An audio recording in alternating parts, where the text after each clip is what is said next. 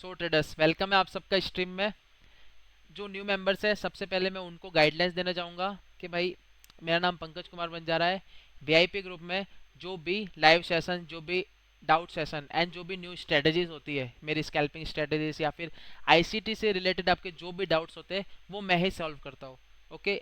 And आज मैं आप सबको सिखाने वाला हूँ एक new VIP club scalping strategy 1:2 इसका नाम है। इससे पहले मैं आपको कुछ बोलना चाहूँगा कि आप सब जने इस स्ट्रेटजी को जितना इजी तरीके से लोगे ना, उतनी ही आसानी से आप सबको समझ आ जाएगी।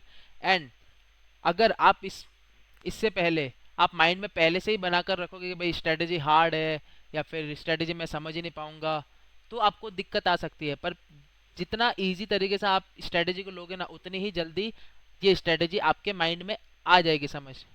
ठीक है, सो स्टार्ट करेगा इस, एक बार मेरे को कंफर्म कर दो सब जने। हाँ जी सर यस सर भाई। खाली फुल स्क्रीन कर दो ना।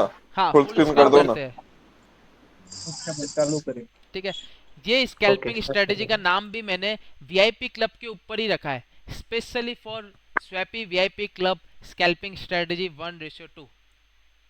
ओके। अब अपने पास मैं आप सबको बताता हूँ कि भाई स्कैल्पिंग स्ट्रेटजी से रिलेटेड अपना जो फर्स्ट रूल है वो क्या होना चाहिए।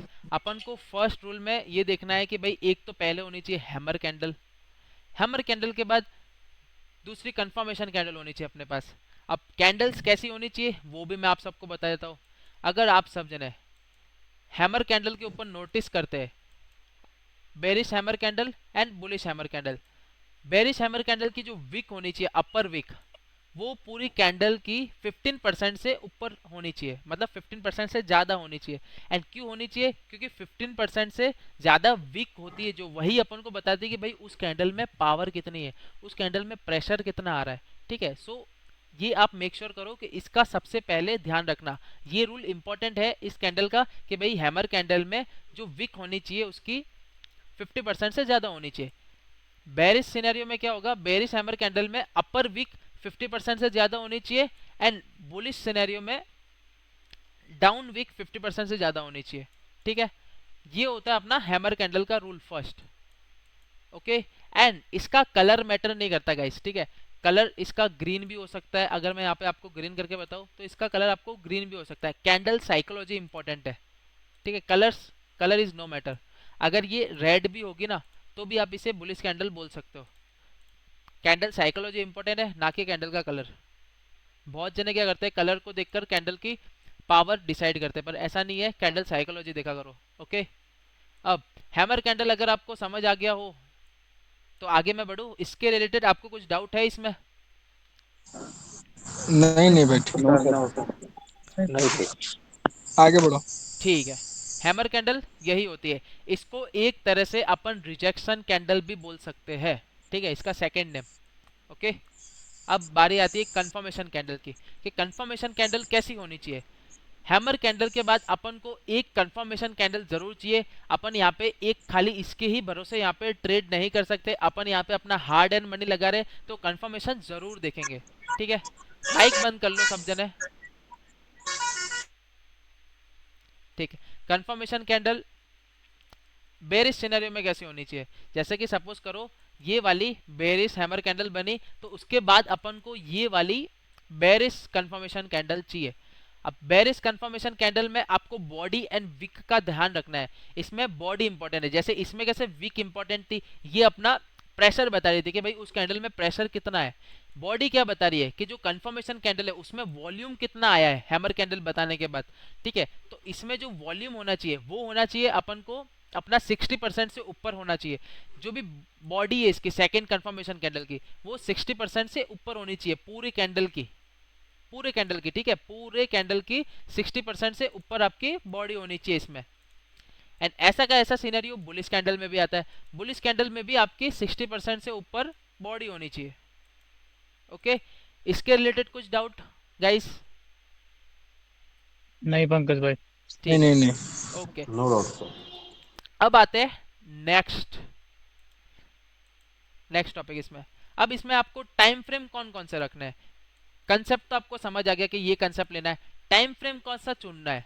अब टाइम फ्रेम अगर मैं आपको नाम से ही यहाँ पे दिख रहा होगा कि वीआईपी क्लब स्कैल्पिंग स्ट्रेटेजी। अब स्कैल्पिंग या तो 1 मिनट टाइम फ्रेम या मोस्ट 3 मिनट टाइम फ्रेम आप चूज कर सकते हो।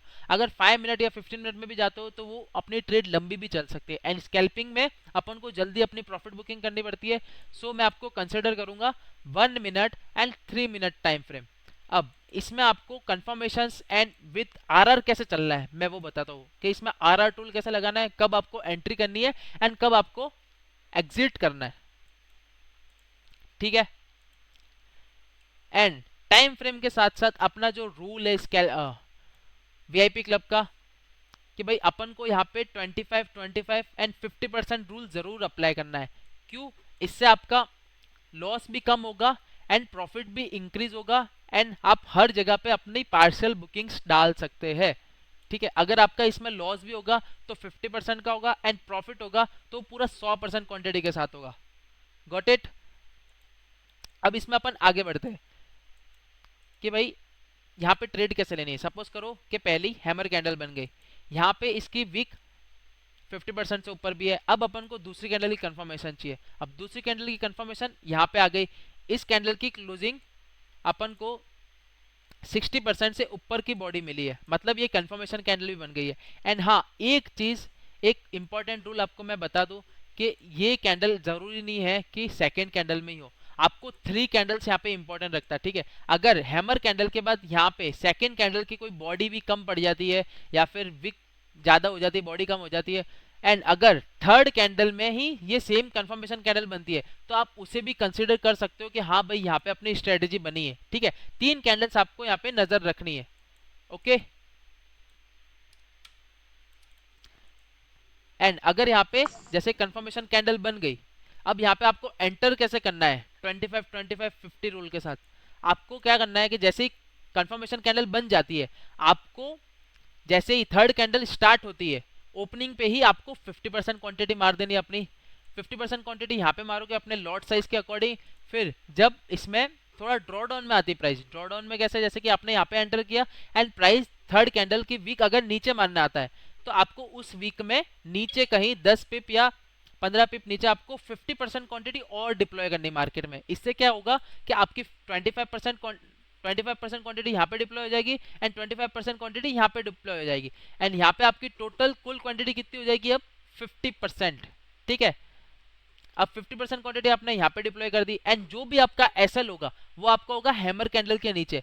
एंड ऐसा भी नहीं बोलूंगा कि बफर, ठीक है, डॉट टू डॉट रखना है, डॉट टू डॉट रखना है।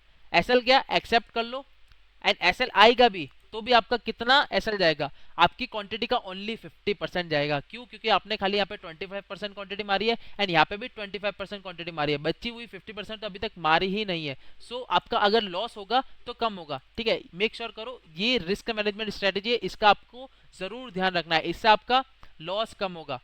ओके। प्रॉफिट करना अपने हाथ में नहीं है, पर जो लॉसेज है वो अपने हाथ में, लॉसेज को अपन कंट्रोल कर सकते हैं एंड ये एक लॉसेस को कंट्रोल करने वाली स्ट्रेटेजी है 25 25 एंड 50%। ओके। आपको बची हुई जो 25% क्वांटिटी वो यहाँ पे डालनी है एंड जो थर्ड क्वांटिटी है 50% क्वांटिटी वो आपको कहाँ डिप्लॉय करनी है, जब यहाँ पे विक मार के मार्केट ऊपर जाता है एंड जो कोई सी भी कैंडल, फोर्थ कैंडल या फिफ्थ कैंडल आपके एंट्री के ऊपर आके क्लोजिंग कर देती है, आपको यहाँ पे क्या संदेशा मिल रहा है कि हाँ भाई मार्केट रिजेक्शंस ले रहा है एंड मार्केट अब ऊपर जा सकता है। उस कैंडल पे आपको जो एंट्री के ऊपर क्लोजिंग होती है उस कैंडल पे आपको बची हुई 50% क्वांटिटी भी मारनी है। ठीक है। डिप्लॉय करनी है, 50% क्वांटिटी भी डिप्लॉय करनी है आपको एंड आपको ऐसे ट्रेड चलते रहने देनी है। एंड इस ट्रेड में अपना जो प्रॉफिट होगा वो कितना होगा, अब स्कैल्पिंग है तो प्रॉफिट्स अपन को जल्दी ही निकालने पड़ेंगे। अब स्कैल्पिंग में मैं ये सजेस्ट करूंगा आपको या तो 1:2 या मोस्ट टू मोस्ट 1:3। मैं तो बोलूंगा 1:2 पे ही आप ये स्कैल्पिंग स्ट्रेटेजी पे बुक करना, क्योंकि इसका नाम ही यही है, वीआईपी क्लब स्कैल्पिंग स्ट्रेटेजी 1:2। सो आप प्रॉफिट बुकिंग ओनली 1:2 पे ही करना एंड स्कैल्पिंग यही होता है 1:2। 1:2 से ज्यादा फिर वो ज्यादा हो जाएगा आपका शॉर्ट टर्म ट्रेड या फिर कुछ हो जाएगा। Got it? एंड यही सेम रूल आपको बेरिश स्कैल्पिंग में भी अप्लाई करना है, इसमें भी ऐसे ही करना है। जैसे ही हैमर कैंडल, रिजेक्शन कैंडल या फिर जो कंफर्मेशन कैंडल है ये बन जाती है, आपको डायरेक्ट यहाँ पे 25% क्वांटिटी मारनी है एंड जब थर्ड कैंडल अपनी अपर वीक ऊपर मारने जाता है तब आपको यहाँ पे 25% क्वांटिटी मारनी है। एंड जब यहाँ पे इसके नीचे ही कैंडल क्लोजिंग आ जाती है, इसके नीचे जहाँ पे आपने एंट्री करी थी, इसके नीचे कैंडल क्लोजिंग आ जाती है, फोर्थ या फिफ्थ कैंडल की जो भी है, वहां पे आपको बची हुई 50% क्वांटिटी भी डिप्लॉय कर देनी है। ऐसे करके आपकी जो आपका जो लॉट साइज है उसके अकॉर्डिंग आपका 100% क्वांटिटी डिप्लॉय हो जाएगा। एंड आप यहाँ पे अपनी पार्सल बुकिंग भी कर पाओगे। अब पार्सल बुकिंग कैसे कर पाओगे, जैसे कि सपोज करो आपने यहाँ पे 50% क्वांटिटी मार दी एंड आपके मार्केट में अभी डिप्लॉय है पूरी 100% क्वांटिटी। अब आपको यहाँ पे प्रॉफिट बुकिंग कैसे करनी है मैं वो बताता हूँ। जैसे कि 50% क्वांटिटी है, 50% क्वांटिटी आपने यहाँ कहीं मारी एंड आपका जो प्रॉफिट है वो कहीं इतना कुछ